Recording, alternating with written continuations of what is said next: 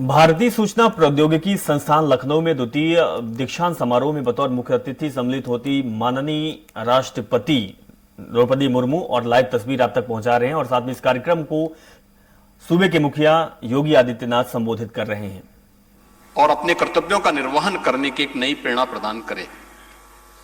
वह एक शाश्वत व्यवस्था को भारतीय मनीषा ने धर्म माना है। उस मार्ग का अनुसरण करते हुए मैं जीवन संग्राम में अपने आप को योग्य बनाऊंगा।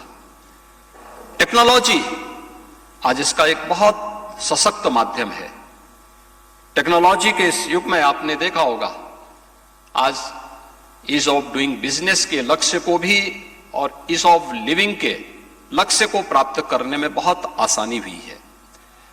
भ्रष्टाचार पर प्रहार हुआ है। लोगों के जीवन में परिवर्तन करने का एक माध्यम मिला है। ये टेक्नोलॉजी का उपयोग हमें किस रूप में करना है, ये आज की आवश्यकता के अनुरूप इस नए उत्तर प्रदेश में, चाहे वह हमारी सरकार के द्वारा फोकस बेहतर इंफ्रास्ट्रक्चर और कनेक्टिविटी के साथ साथ डिजिटल रिलेशन और वर्चुअल कनेक्टिविटी के विकास पर हम लोगों ने विशेष ध्यान दिया है। और इस संदर्भ में मुझे बताते हुए प्रसन्नता है कि डिजिटल इंफ्रास्ट्रक्चर के विकास में ट्रिपल आईटी के लिए एक साझेदार के रूप में उत्तर प्रदेश के अंदर कार्य करने का एक बेहतरीन अवसर है।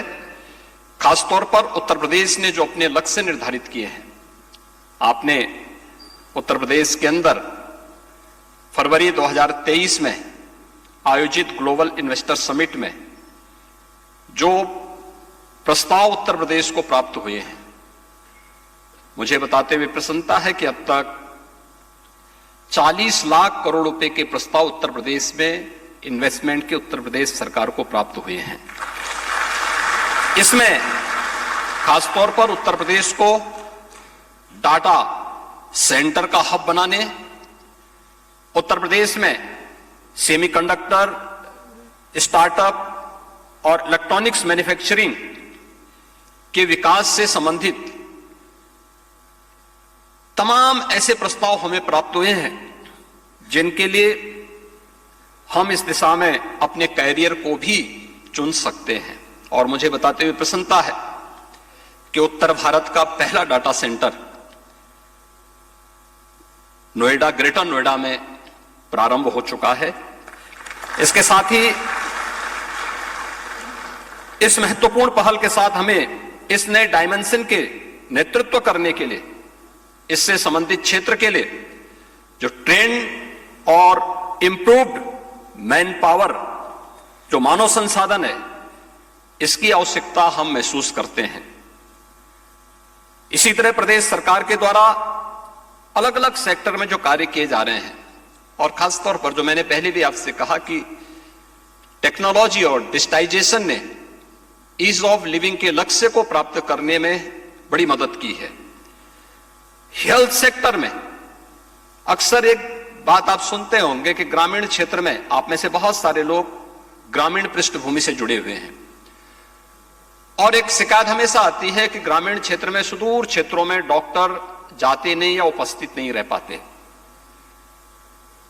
हम वहां पे टेक्नोलॉजी का उपयोग करके उन लोगों के जीवन में परिवर्तन लाने में मदद कर सकते हैं। स्वास्थ्य के क्षेत्र में, डिजिटल हॉस्पिटल की दिशा में भी, और सबको सुरक्षा प्रदान करने में भी आर्टिफिशियल इंटेलिजेंस का उपयोग करके हम लोग इस दिशा में बेहतर दिशा में कदम बढ़ा सकते हैं। उत्तर प्रदेश सरकार ने जब इसमें कदम बढ़ाए हैं तो उसमें हमें व्यापक सफलता भी प्राप्त हुई है।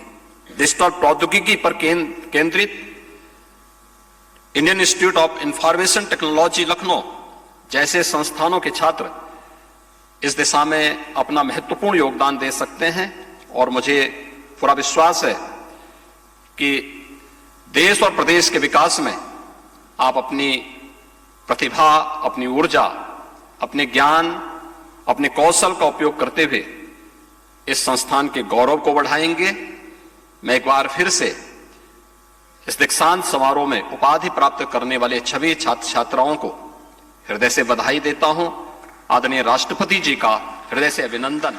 और तो ये लखनऊ से आपको हम लाइव तस्वीर दिखा रहे थे, जहां सीएम योगी आदित्यनाथ मंच पर संबोधित कर रहे थे। फिलहाल इस बुलेटिन में बस इतना ही, और खबरों के लिए आप जुड़े रहें और देखते रहें स्वराज एक्सप्रेस।